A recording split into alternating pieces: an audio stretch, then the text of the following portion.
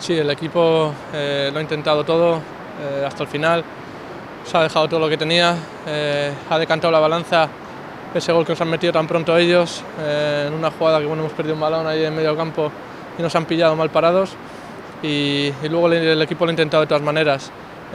Seguro que hay cosas que corregir, ha sido un gran esfuerzo del equipo y bueno, derrota dolorosa, pero ya en 3 días viene el siguiente.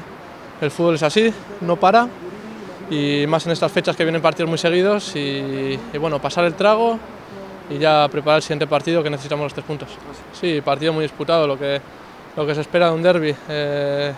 Bueno, ha cumplido las expectativas de ser un choque de tú a tú, de dos equipos con mucha intensidad, con mucha igualdad, y se ha decidido pues en una jugada que ellos han acertado y nosotros en algún acercamiento que hemos tenido, alguna llegada por banda, no hemos conseguido ese último pase que te hace poder marcar un gol.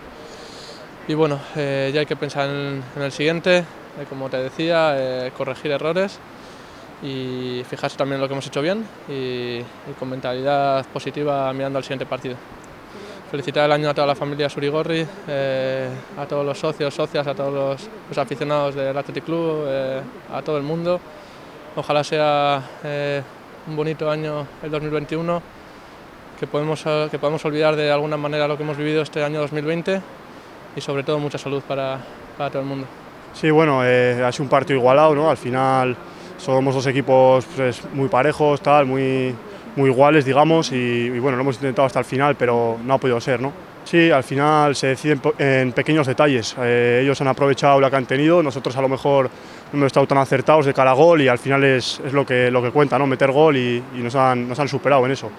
Bueno, bien, ¿no? Al final he intentado ayudar al equipo todo lo que he podido, que es lo importante, hacer todo lo posible para intentar ayudar a mis compañeros y bueno, poco a poco cogiendo minutos y cada vez mejor. Sí, eso es lo bueno que tiene el fútbol, ¿no? Que al final en 3 días, en 4, en una semana tienes la revancha, con lo cual hay que olvidarse de este partido ya y mirar en el siguiente y adelante con todo.